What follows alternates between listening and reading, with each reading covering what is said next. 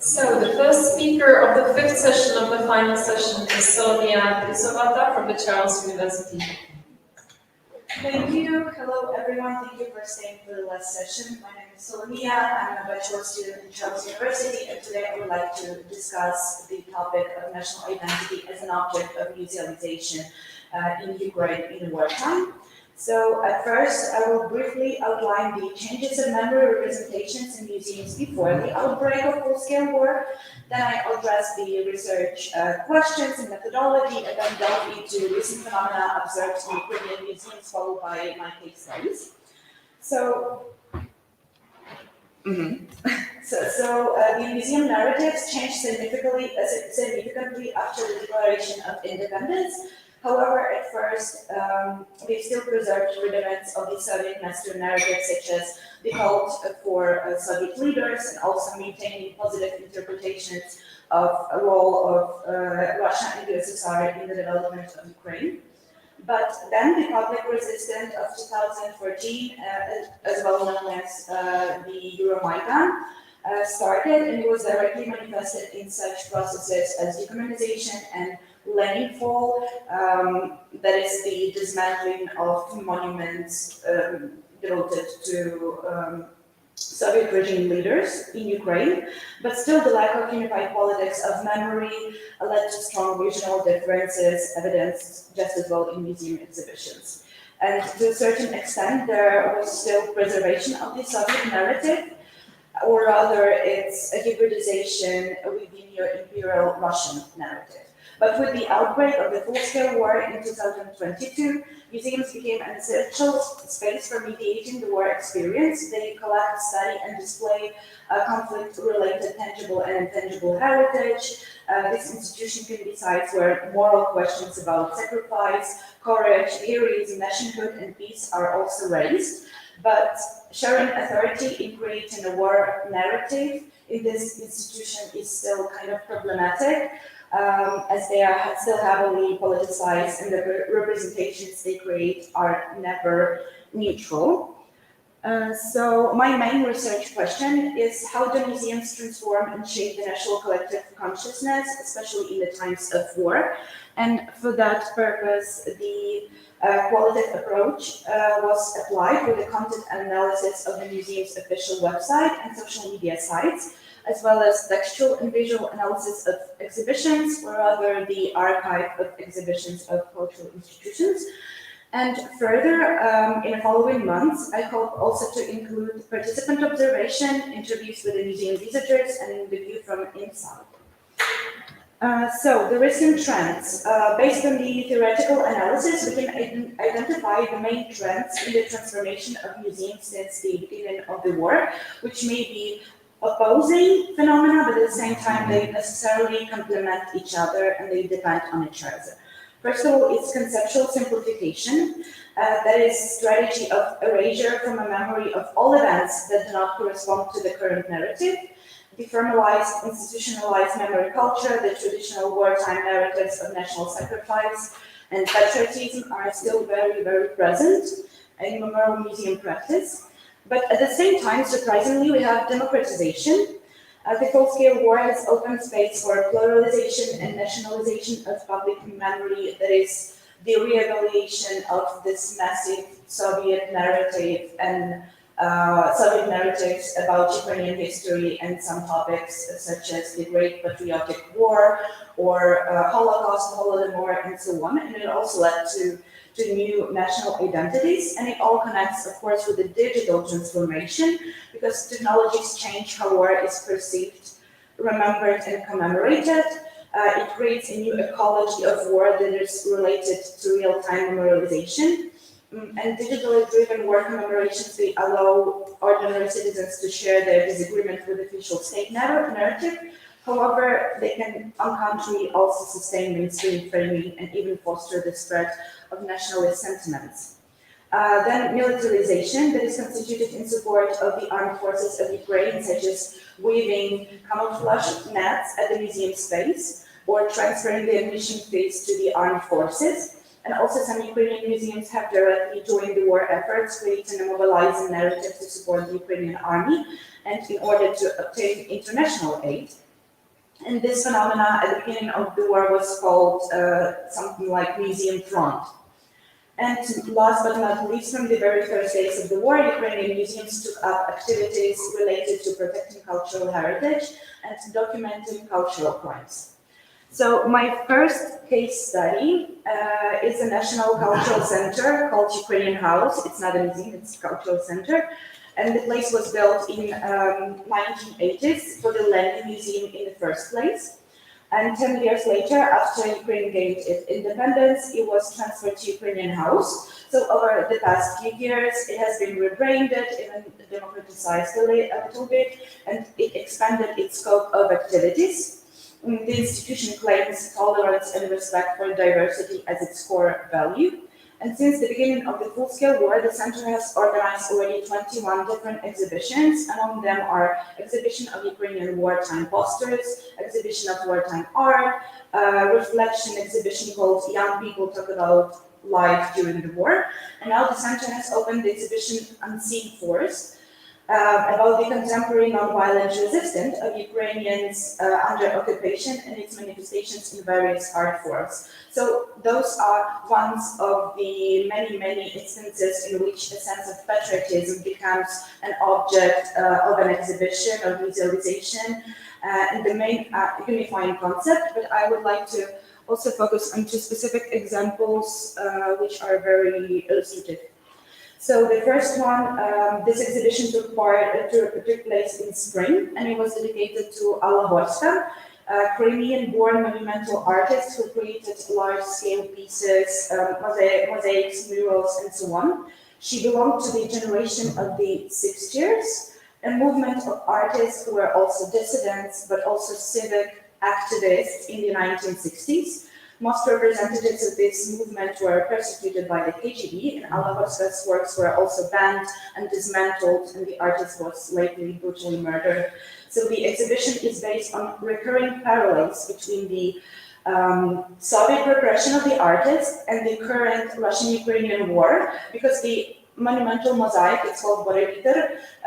After this one, the exhibition is named as well. You can see it on the slide.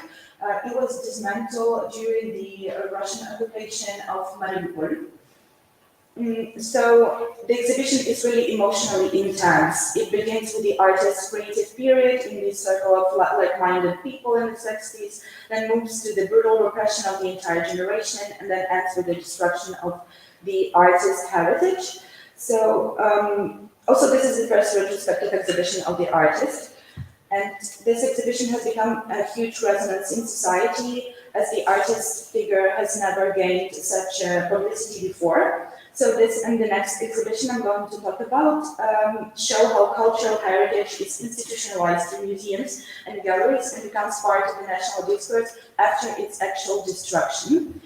The second one is the documentary project about Polina Rayko. She's also a Ukrainian painter from her own region. And she's representative of this kind of naive art. She decorated her house with all these beautiful flowers, angels, and fairy tales. But her house museum was destroyed in June 2023 as a result of the explosion on a Kakhovka hydroelectric power station by the Russian troops. So this project in the Ukrainian house is a reaction to the destruction of the house museum.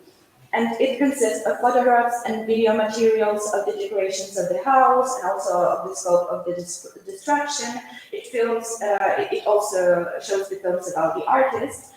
And the news of the destruction of the museum, they went viral and became one of the most iconic events of this war. Although not many people actually knew about this museum, about this artist before the actual destruction. So we see that war leads to the consequent destruction of cultural heritage. People learn about this heritage only after it is destroyed, and immediately what was destroyed becomes nationally known and becomes part of the national narrative. And the destruction of art and cultural heritage is a really sensitive topic, really painful topic, with crimes documented by museums, cultural centers, and other institutions. So this further exacerbates the confrontation and polishes the national identity. Also, there was another case study, but I don't have enough time to talk about that. But this is the 6 Years Museum, also devoted to this movement I was talking about earlier. And this is the regular, like, sustainable exposition. It consists of the artifacts of life and a creative work of representatives of this movement. And what is interesting that it existed already for 10 years, but it gained popularity only now with the huge attention to the need to mythologize and iconize some Ukrainian historical figures. And yeah.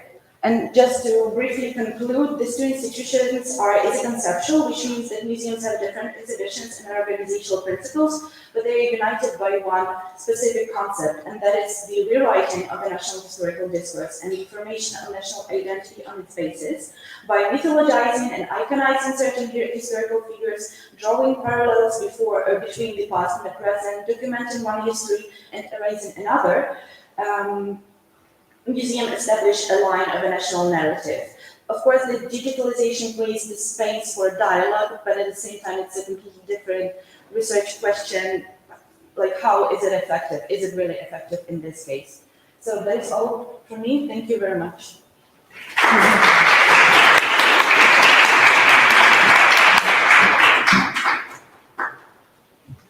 Thank you. Now we have Witold Kazenicki from the Adam Mickiewicz University in Poznań.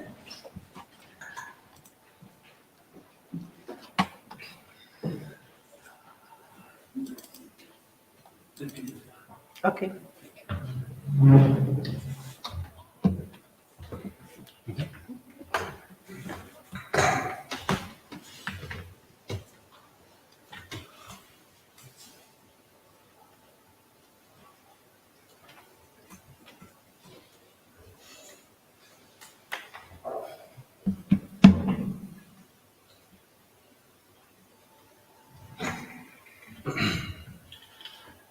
So we are all aging.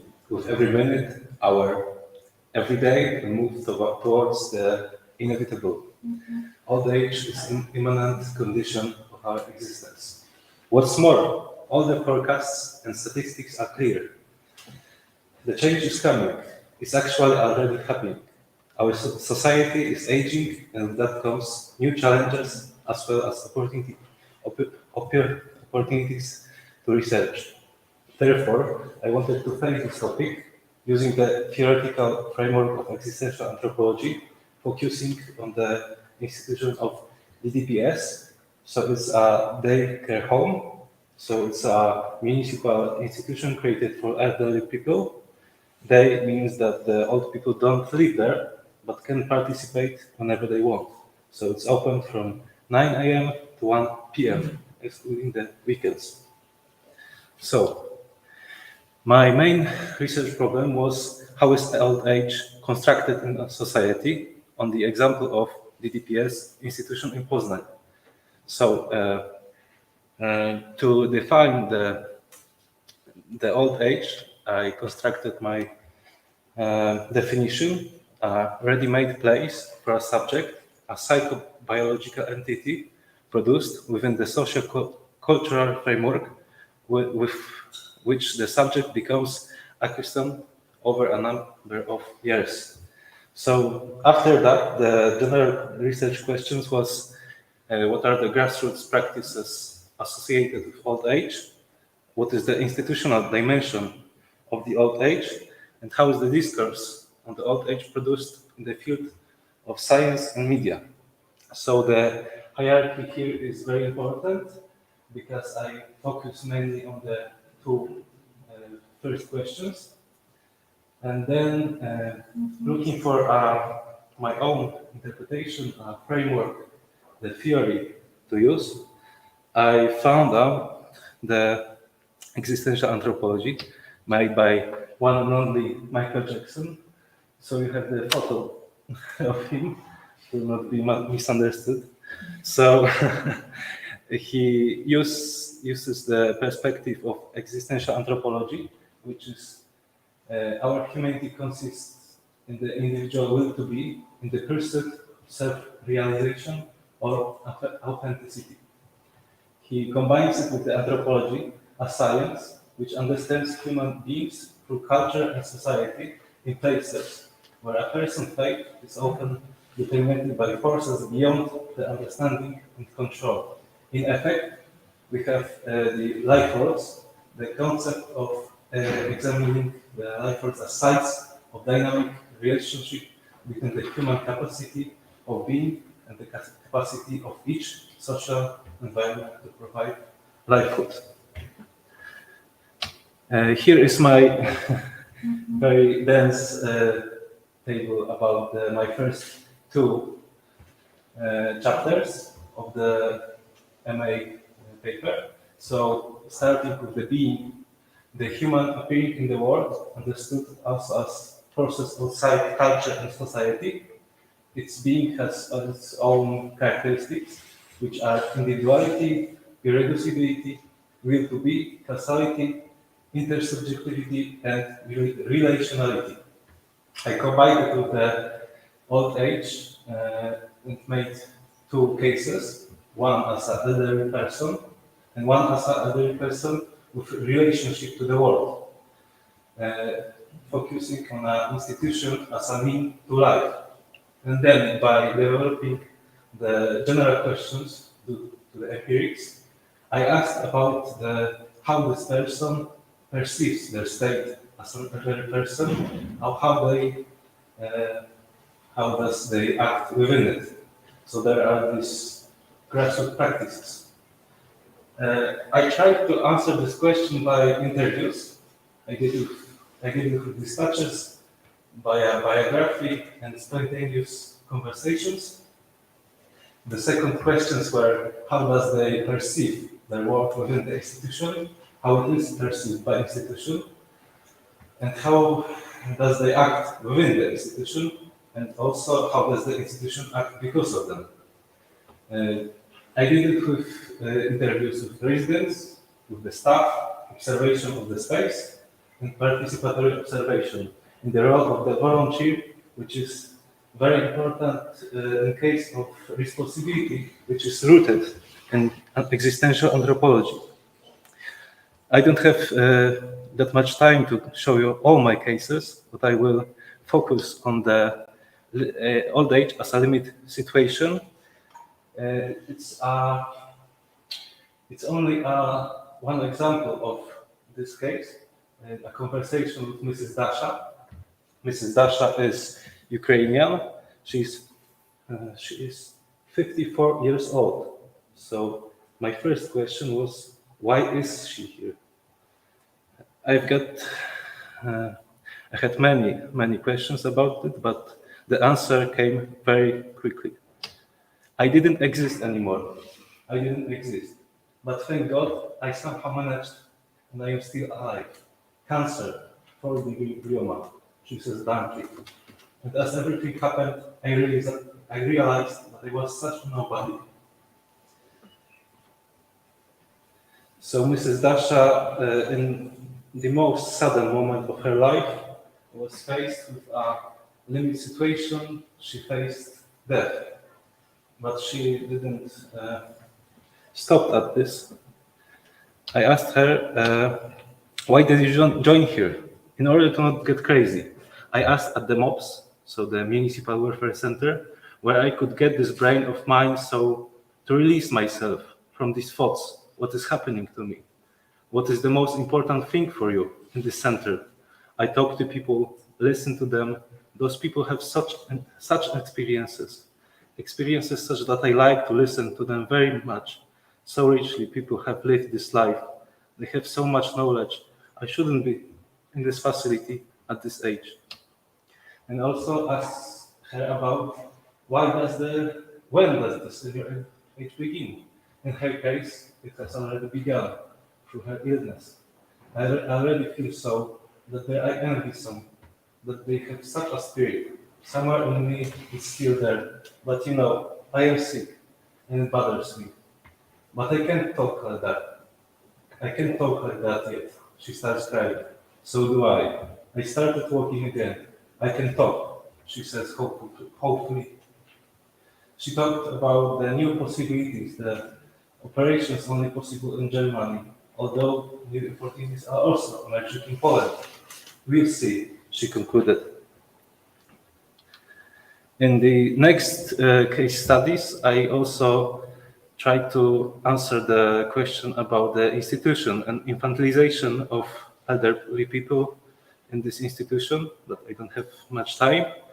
And the third one was the concept of active aging, the part of a discourse very popular in Poland and also in other Western countries.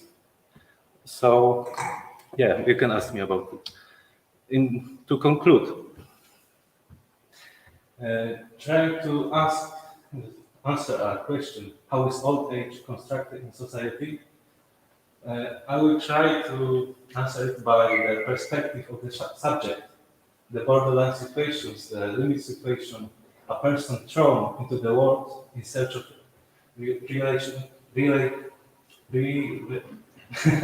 relationality, which is the best example of Mrs. Dasha, who she tried to seek for the other, seek for a relation with the others despite her state.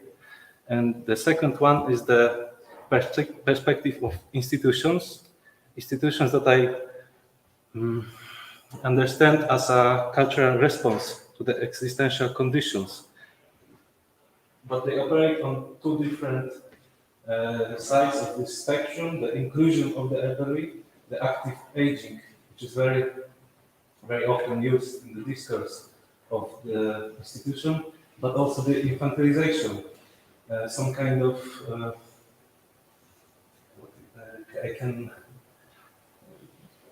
the symbolic violence that is happening there. But to conclude, I believe that in order to study such a complex phenomenon of old age, we need a theoretical and methodological approach that captures its multi-level nature. At the same time, I wanted to draw attention to remember what is the most important for us, anthropologists, the human existence. Thank you.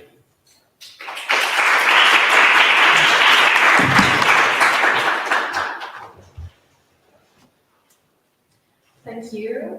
The next speaker is Dan Serciuk from the Institute of Ethnology and Social Anthropology of Slovak Academy of Sciences. Okay. No, sit down. Okay.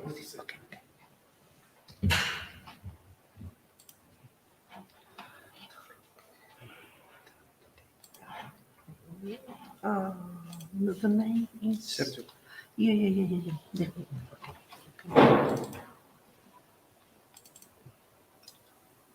It's your. Okay. Okay. Good afternoon.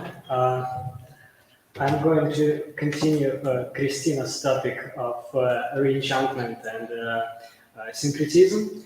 And the topic of my presentation is syncretism, syncretic religiosity in Belarusian Orthodox monastery Prosha. Well, this monastery is located in the eastern part of Belarus. It's the most secular part of Belarus. Well, in general, Belarus is a very secular state. I think we can compare here with the Czech Republic. And now a lot of people just make their first steps back to different forms of religiosity and also to the institutionalized forms of religiosity. And this monastery Prosha is a very good example because this Prosha is a very new monastery actually. It was officially established just 2 years ago, and there are only 3 monks in the monastery, but in general there are 5 people in this monastery because they also have 2 candidates to be a monk. The official name of the monastery is Monastery in honor of the icon of the Mother of God, life-giving source. You can see this official name on the official paper at the entrance. But why the monastery called Proshya? Like no one never used this official form of the name. Like no one never say like even Mother of God Monastery or Bogorodica Monastery. They just say Proshya. And the truth is that Proshya first appeared in the vision that Evgeny Sidorovich had in the end of 80s in 1989. He had a vision of Virgin Mary who told her go to Proshya and build a monastery there. And Proshya is located in the woods, in the forest. Like that monks don't have any electricity or water, they just live in the woods as like a camping. And she went through the local villages to ask them where is Proshya, and they just showed her their local Proshya. And Proshya, it's actually not the name of the monastery, it's the type of religious objects in Belarus. And this is the thing that only ethnologists and archaeologists know, because like when you ask people what is Proshya, I mean that pilgrims, visitors, they say just Proshya is the name of the monastery, and they don't know that in Belarusian culture, Proshya is the name, is the term for the particular type of objects. Etymologically, it's from the word proshenia, по-белорусски, in Belarusian. It's a pray, request, to ask for something. And usually, Proshya is a natural object that stands out from the rest of the landscape. It can be, for example, a tree. It must be some like very specific tree. Like if you are in the woods, like all woods are like the same, and one tree must be unusual. So this is the very important feature of Proshya. And the second most important feature is the source of fresh water, holy water. And sometimes it can be so-called step stone. It's just also unusual stone. It's a stone with some kind of like a step inside, and after the rain, people drink water from this step, but it's natural step. It's just natural.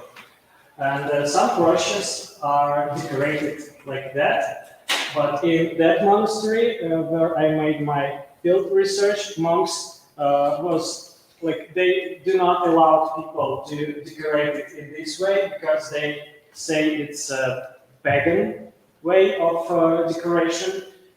So in my Proshya, you could not see these ribbons. The first Proshas, as an example of syncretism, first drew attention of archaeologists. And Belarusian archaeologist Lyudmila Duchits found that in most of Belarusian Proshas, we can trace the combination of the veneration of the new moon and the image of the Mother of God. and in some proches, we could also see the continuation of Mother of God and Saint Paraskeva, who is definitely the pre-Christian goddess of fertility, Mokosh. So this is like the roots, these pre-Christian roots of the religiosity in proches. And we still can see it today. When we come to Prussia, they have an unusual tree. There's actually two different kinds of tree that grow from the same, from one root. And people donate money to this unusual tree that is forbidden, like monks always clean it up and just forbid them to do this, but they continue. They just sometimes they put little notes with requests. It's not like prayers; it's just requests. I want something to be done, and they donate money also. You can see little coins there. And this cross that you can see here is built on little stones, and these stones are so-called pagan stones because it attracts neo-paganism, neo-pagan groups who made who was doing some rituals there. They put these stones in the circle and walked around it. And one day, monks just put it together, add some cement on it, and put the cross there. So now neo-pagans cannot continue with their rituals. And another kind of syncretism in Prussia is connected with New Age religiosity. Here's the example from the interview when I asked one lady, "Is it the first time here?" And she replied, "Yes, I came here to recharge with the energetics of the holy place of power." Like this term, the place of power, is very New Age, and that was very often in the interviews when people refer to some astrological terms. For example, one lady came to Prussia because, according to her horoscope, to her zodiac sign, she needs to deal only with the icon of the Virgin Mary that monks have in the monastery.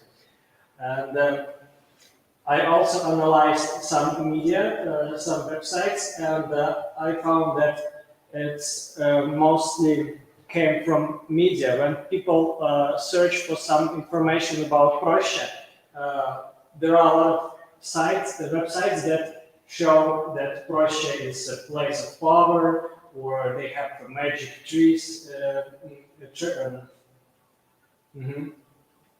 Yes, even Asipovich administration, it's like official website. They say that Prussia trees can fulfill desires. Yes, and well, to conclude, in the Belarusian monastery, Prussia, we can see the form of syncretism that unite the pre-Christian elements that the local clerics called pagan, or even some really neo-pagan elements that are combined with, of course, institutional forms of Orthodox Christianity and with some New Age spirituality, and return to the roots elements. Thank you for your attention.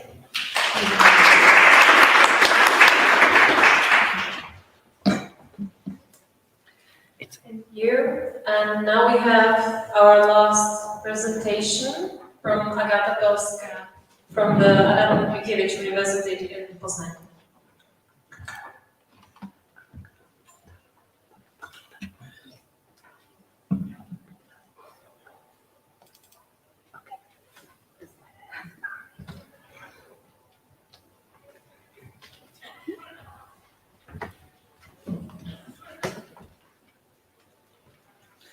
Hello everyone, my name is Agata Pelska.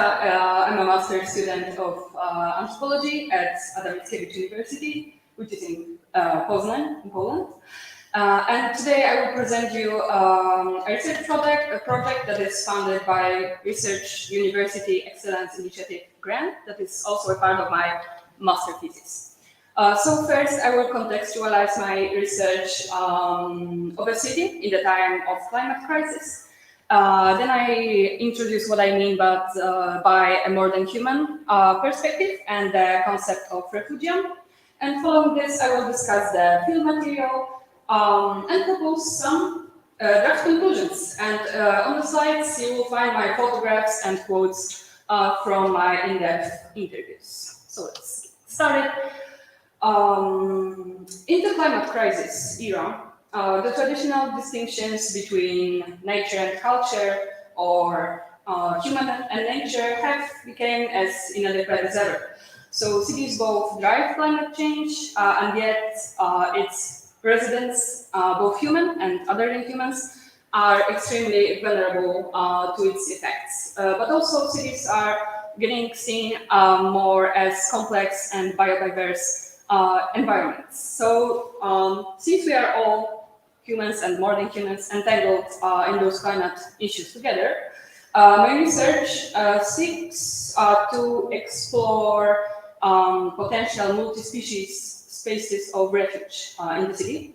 And this is why I focus especially on one form of collaboration between humans and plants, which is guerrilla gardening. You can just define it as the greening of cities regardless of permission. Generally, it involves gardening activities conducted on land that one doesn't own. And many researchers have explored it in terms of, for example, social resistance practices or providing local food security. However, I believe that the role of plants in those activities remain under-recognized. So, to fill this gap, my research employs a more than human perspective from Anat Singh's anthropological works, especially. So I assume that humans, other than humans, such as plants and artifacts, are entangled in dynamic relationships, and together they form a more than human community. So instead of viewing guerrilla gardening activities as separate sets of acting humans and plants which are perceived as tools or objects, I look at how are they entangled. So in my fieldwork, I work with guerrilla gardeners in a housing estate in Łódź, which is named Montfiła Miereckiego estate. This is a modernist estate that was built according to the Garden City concept, and it's full of greenery. However, in my project, I focus on two main locations. And I investigate them through the Anat Singh's assemblage category. And it helps me relate to the plants and humans, entangle both histories and also possible futures. And methodologically, I follow the assemblages with attentiveness. And according to Singh, this is a form of art of noticing of the more than human words, which is possible thanks to the attunement of the perception. And I try to reach this through specific research methods. And those include, most importantly, the exploratory walks, where my research partners, guerrilla gardeners, act as experts. So they introduce me, a novice researcher, to the local more than human landscape. And then this is followed by individual semi-structures in-depth interviews with them, and the final method is observation. Since I became more attentive to plants, I can interact with them on my own in the future. So combining fill material with concepts from more than human anthropology, I aim to propose a new story about guerrilla gardening, interpreting them as providing refuge for both humans and plants, and the category of multi-species refugium helps me in this regard. In the natural sciences, refugia are areas where species endure, so where they can survive in response to changing environmental conditions, and also refugia provide special or temporal protection over long periods of time. So let's explore one of such a multi-species refugium. For my fieldwork, so the curator of the guerrilla bed, which you can see in the photo, and which I am discussing today, is my research partner Maria. And Maria is a well-educated woman in her 60s, not affiliated with any official activist movement. She's also the daughter of two biologists, two biology teachers. And she painfully felt the lack of space where she could engage with plants on her own terms, because she doesn't own an allotment, or she doesn't even have a balcony. So eventually Maria decided to change this, and at the beginning of the 2021 growing season, she and her neighbor planted a few pansies under their block. They continued planting and watering it, but soon the neighbor withdrew. But the situation changed dramatically at the beginning of the next year, with the tragic onset of Russia's full-scale invasion of Ukraine. So the Maria's reaction to the unbearable fear she felt was to channel her energy into working with plants and with vegetal life. She decided to expand her guerrilla bed because there she could become an active agent again, improving her environment for herself, for the plants, and other actors. So thus the bed provided her a refuge from the terrifying global reality, but also recalling that difficult time, Maria told me about one thought that she had, that we don't know if we will live long enough to see those things in nature, but we have to try. So this shows that the sense of the refuge in the bed regards not only the physical or material level, but also the search for hope in different temporalities, and perceiving oneself as a part of a greater, more than human whole. So, of course, it is not only humans who found a refuge in the guerrilla bed. One summer day in the same year, 2022, while Maria was outside with her plants, a neighbor approached her and told her about the planned expropriation of allotment gardens, which are located next to the housing estate. You could see it in the first photo. And the city council decided to sacrifice those allotments for the sake of an urban railway investment. And the neighbor asked Maria for help in rescuing the plants which were living there, because those allotments were established in 1950s. So this destruction would not only mean the death of the individual plants who cannot escape physically, but also the demolition of a whole ecosystem of people, plants, animals, and others. So Maria soon gathered a few friends, and they aimed to relocate the plants in the safe spaces, such as their plots, gardens, and balconies. And most of the plants that Maria rescued found refuge in her guerrilla bed. And this was all possible thanks to the entanglements connecting Maria, the plants, her friends, and those who were aware of her unique connections with the plants. In this case, it was a neighbor who informed her. So in a sense, this rescue did not only preserve the plants' bodies, but also their ability to entangle different groups in the environment. So this also aligns with the another part of refugium definition, which is enhancing relationships between different organisms. Okay, so through the concept of refugium, and as Maria's bed shows, we can also examine the relationship with uncertain futures, both climatic and those regarding human life. Maria, as an older person, realizes that her body might soon limit her ability to work with plants outside. However, she also notices that her actions attract attention and even sympathy of her human neighbors. So she believes that they will support her when her body can no longer care for the bed. So the lifespan of a single human, of Maria, does not provide enough long time to care for a refugium in the long term, which is measured by the temporalities of plant life. Therefore, she trusts that the better collaborative future of the bed also lies in the hands of humans who will follow her work. So, in conclusion, we can consider what such a story about guerrilla gardening within a modern human perspective and with the interpretation of guerrilla bed as a refugium offers us. So first, the bed transcends the idea of restorative ecology. It does not aim to return to any specific past from the state, which is in the fix of many spaces for plants in the city, such as historic parks. Neither it aims to colonialize the future by strictly controlling plants' development, such as in the institution like botanical gardens or in the agriculture, which is planned for decades and controlled by GMO or pesticides. Moreover, it shows that even in a hostile urban environment, human-initiated guerrilla activities can entangle and strengthen multi-species relations and help to secure their collaborative futures. So it also supports a relational understanding of humans as an integral part of the environment.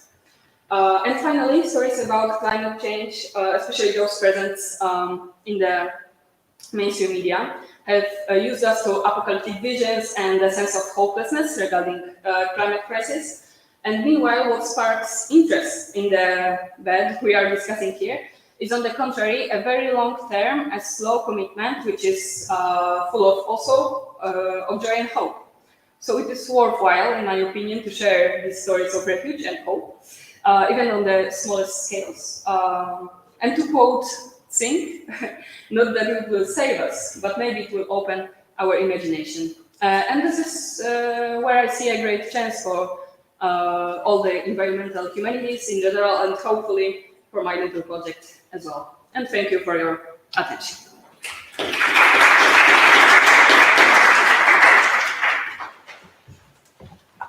Thank you. Let's start the final discussion. Any questions?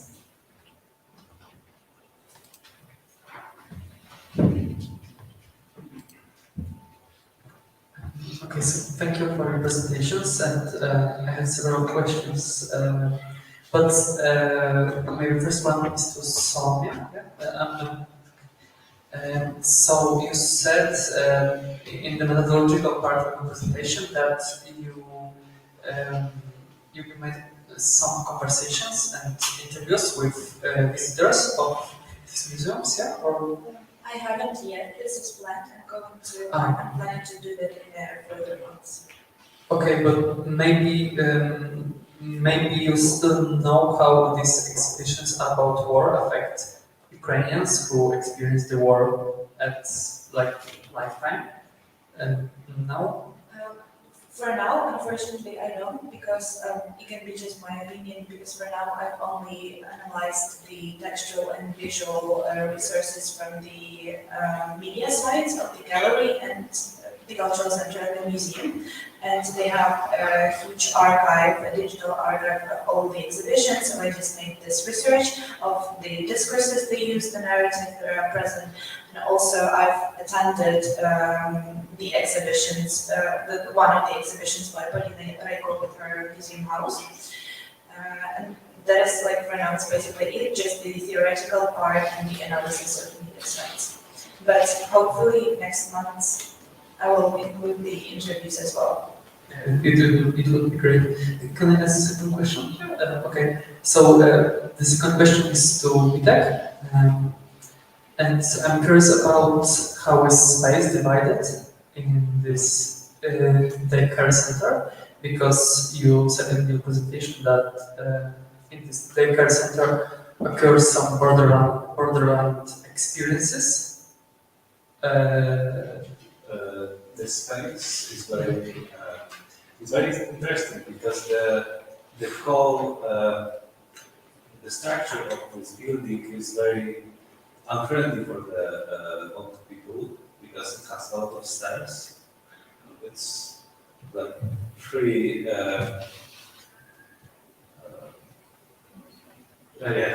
floors, so you have to go by the stairs every time you want to go to the bathroom or to the dining room, and it has no elevator at all, and it will not have it in a very long time because of the renovation and the conflict with the city. So it's comparing to the living situation, as you asked, I think it's not that important, but it can generate some living situations. When I tried to help one lady to go to the upstairs because she had no strength to go there, and when I tried to help her, I heard behind me the two ladies talking to each other, reflecting on this very act of climbing to the top. That it was like she said, "Look what happened to us. How we changed." So the simple act of going upstairs created a conclusion and a reflection about myself and looking on to the other. So without it, it wouldn't occur for me.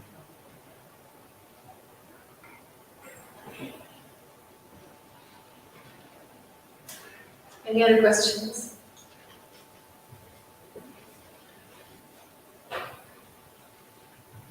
I also have two questions. Thank you for the presentations. I have the first question for Sonia.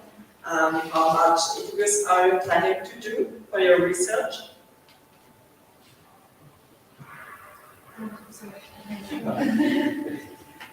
Well, at first, I hope to organize, to schedule some interviews from the inside with the organizers, possibly with the curators and artists themselves, and with the administration of the cultural center and the museum. They are really approachable and friendly, and I already have their contacts in the process of negotiating about that. But considering the interviews with the visitors, I'm not aiming for some like a very high number of respondents. Usually, I thought about including interviews with the visitors in the time of my vertical observation during the visit of the gallery.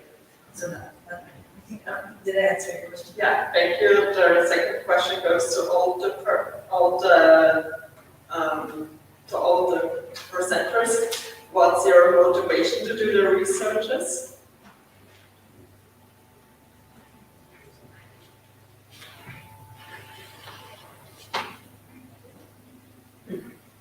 So my biggest motivation to start working on this topic is, I think it's actually about research ethics, because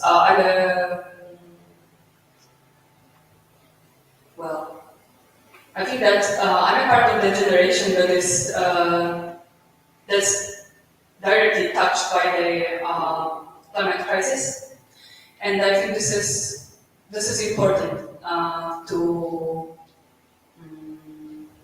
try to talk about it also for the humanities.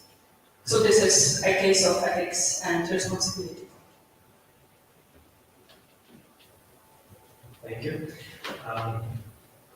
My motivation is, I think it's maybe personal. As a bachelor, I graduated from theology, and I also worked a couple of years in the church.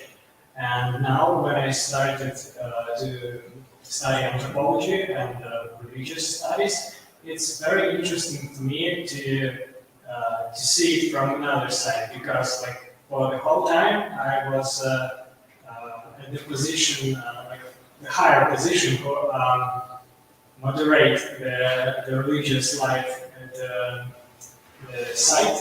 And now it's interesting for me to see from another side. For me was the first sentences the first sentence that I showed to you, the aging of the society, I think. That's the one of the problems and the thing that we have to match to respond. And I think my research can be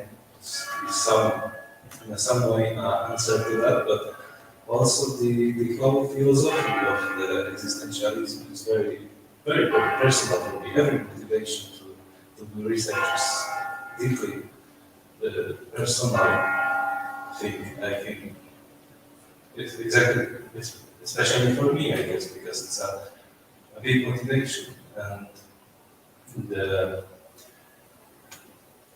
I don't know, I can't remember how I started to research old people. It just came to me, I think. But after that, I was very passionate about it, and I still think it's a lot to unpack and to find out about it, because it's a very familiar aspect, the concept of the outreach, but we can unfamiliarize it by looking from the other side.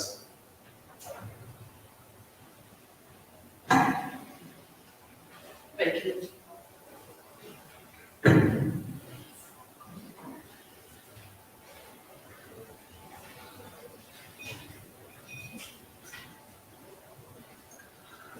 I have one question for Martin. The first question is, do you think that Russian monastery is some paganistic like religion today, like Judaism in Georgia, for example? And do you think that cooperation with archaeologists and anthropologists can revive some paganistic elements of that religions in Europe? Because as far as we know, in Georgia, Judaism is the only one living paganistic religion in Europe. So do you think that your place is also living paganistic ways, things? Sorry, the first question was if we still can see some manifestations of paganism. Yes. Yeah, yes, as I told, yes, but this paganism, like it's ethnic term. I must say, because it's only the term that priests use. It's some manifestations of this lived religiosity that they identify as paganism. The people who do this, who donate the coins to the tree or charge the energetics, they don't see their actions as paganism. And there was that groups of pagans who was identify themselves as pagans, but they do not visit this place anymore because their object was destroyed and they cannot do anything with it. And yes, archaeology, I think that this, in this case, this collaboration really can help us to see the roots of that traditions. And I also wanted to apologize that I just must run for my train. Thank you very much for the conference. Thank you. Goodbye.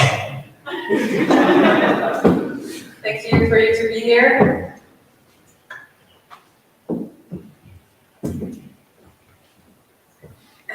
I have a question to the first presenters. I think it is. I would be interested because the Ukrainian house example that you chose is not a museum, so it's a cultural center.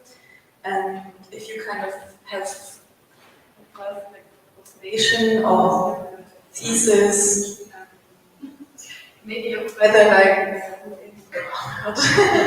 the cultural it's like different within museums or like cultural centers, like what kind of objects they have, or like what kind of opportunities for like presentation of or creation of this or construction of a national identity, or if you kind of already found that it works differently in like these different institutions or example that you chose, and like kind of which aspects of national identity that were most present maybe or presented. I see. Thank you for your question. Yes, at first it was a museum, but then it gradually democratized structurally and conceptually. And right now they have many different functions. At first, the main function it's a representative. It's a gallery. They have regular exhibitions. Like during the war, they were already planned one of them. Also, they have educational center. I think cinema space. I have it written down somewhere here. No, I don't. And yeah, educational center. Also, they have a dialogue platform for some. I think for youth to participate in different panels as well, and to even try and start a podcast. Yeah, just many different functions. That was all the question, or should I add something else? It's also like if you already found like these, I don't know, maybe differences between the different institutions. So you had 3 examples that you presented, like in one way that they created this national identity, like what you kind of found that they focused on. Yes, I think that in a cultural center, the main driver for creating creating the discourse for national identity is just the agenda, the mission, the vision, the very structure of the organization. They manifest it all the time. They have these discourses about national identity in their exhibitions and in the advertisement of the exhibition, but in the second museum of Sixters, it's rather like the very collection, because I felt like it was more of a storytelling type of thing. It starts from, it's very local, it's very sensitive, it tells a private story of some people, and it's just like in this way. Thank you for your presentations. I was just going to comment on the fact that, given the whole context of the conference, that the different papers represented sort of the diversity of the kinds of things we can study in the ethnological or cultural sciences. And you're each studying, very important aspects of contemporary society, going from war to aging to climate change. And then I want to ask you sort of a more general question. What do you think for you is really useful in the disciplines, in the fields that you are in, about answering or investigating the questions that you have? What are sort of, what is it in terms of the methods or the approaches that you find especially fruitful? Or maybe also, what are the limitations?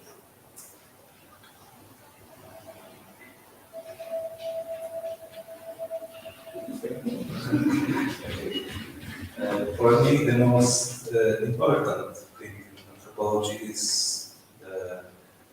the being with the other, the observations, and participating in these communities. That you are not sitting by the desk and trying to answer this question, but you are in a living place full of people, talking with them, doing activities with them, and this should be the cornerstone of anthropology, especially for mine. I understand it as much as like this, but the limitations. I may be biased, but but I don't have a lot of them. But the main limitation may be this bias that you are for me, the most difficult thing is being in a mode, in the same time try to be a researcher. In the same time, we are a part of this community, so it's hard to put a line between. This can be a limitation, and also a strong side of our work. I think it's like this.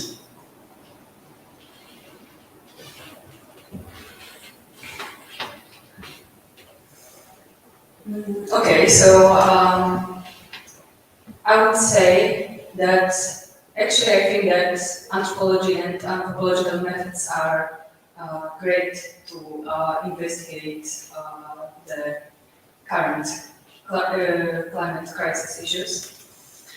I think the most important pros of anthropological method is that you can combine given philosophical approach with the field experience. So yes, I think this is really important, for example, regarding the ethics I was talking about.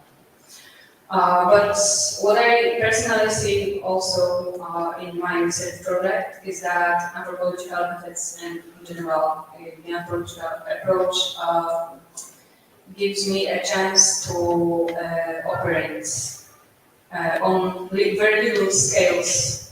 So in my project I investigate a bed that is, I don't know, 10 meters square. 10 square meters. So this is a very little space, and it amazes me every time how much we can discover, how much we can find in such a little scale. So this is a huge pro of anthropological approach, I would say. And it also gives a chance to hear the voices which usually stay silent in the sciences that are based on statistics, for example. That is something on the equality, not equality, you know what I mean. Okay.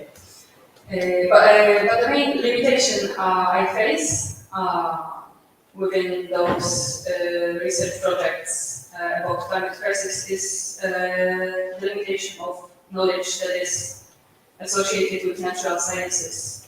So sometimes I lack the knowledge of species, plant species, or the conditions that are best for the given plants and so on and so on. Sometimes I feel this limitation, but we can easily overcome it by interdisciplinary mixes, which I do in my other research project. Hopefully, I will talk about it on some other conference with you. Yeah, so that's what I would say.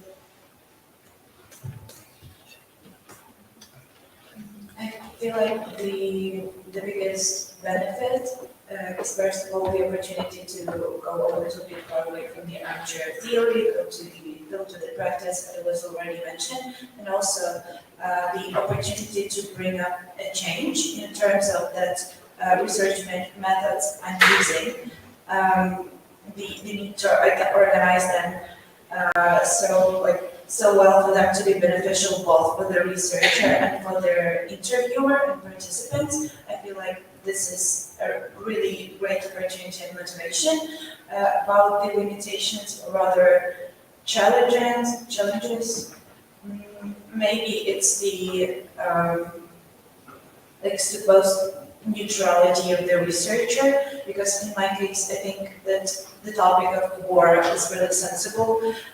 People who are about to interview the organizers, the administration, feels like they devoted all their lives to this project, and maybe just it feels really difficult to just stay out of this place and be a neutral researcher without any subjective considerations in this.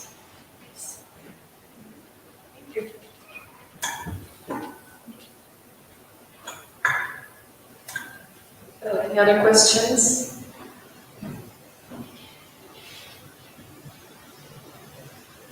Okay, so thank you very much for the last discussion. And thank you very much for all the sessions from today. We have unexpected circumstances.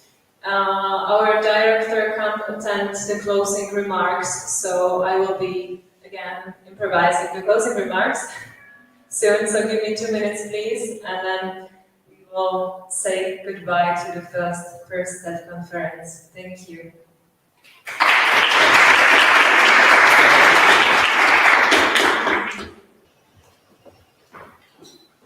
So guys, naturally, thank you very much for participating on the first STEP conference. We are very happy that this event went that smooth as it was. We probably didn't expect that, but it's mainly because of your great cooperation during the whole process.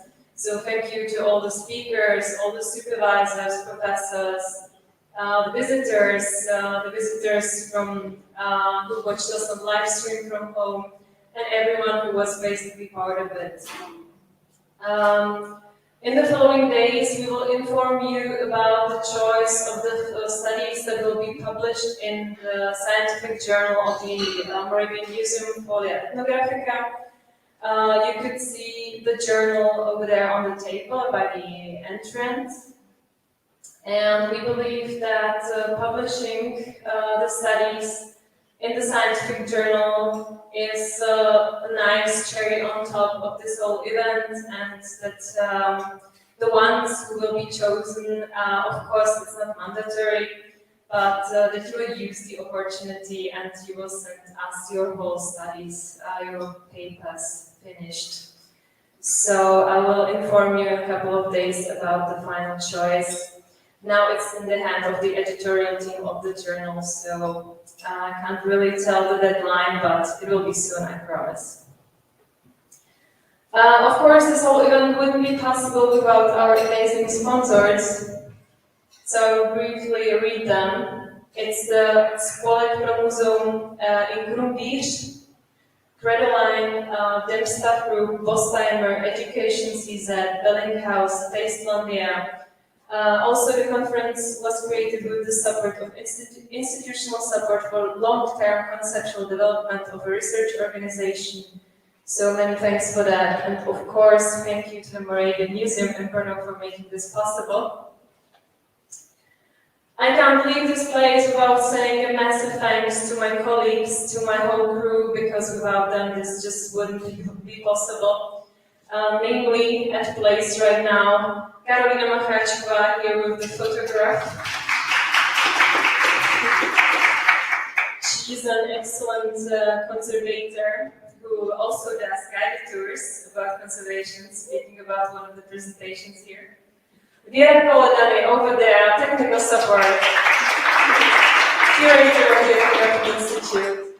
Nicholas Berry next to her is a student of Denver University, and he's here in Brno on Practica, and he helps us a lot, and he did the guided tour yesterday, so Nicholas, thank you very much for your participation.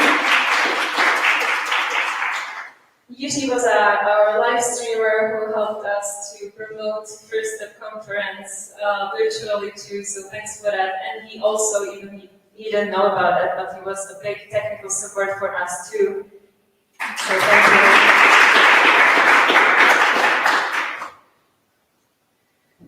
So we will definitely be looking forward to get the chance to organize First Step Conference in the future, even though we think that this is probably not going to be the matter of every year. But I hope that this event that we can organize this event once again in the future and several other times, hopefully for other students, for other colleagues that start their scientific journey in these fields that we heard today, so like anthropology, cultural studies, ethnology, and so on. For those of you who will join the guided tour in Anthropos, I kindly ask you to go downstairs at the registration desk after the closing remarks. Nick, again, our helping hand, will guide you to the Anthropos, and you will meet there your guide for the guided tour in Anthropos. So enjoy this last additional program of this conference. Yeah, so that's all from me so far. Have a safe journey. Thank you once again for being here with us, and I'm personally looking forward to meet all of you at some other occasions that our humanitarian studies offer, other conferences and similar occasions. So thank you very much.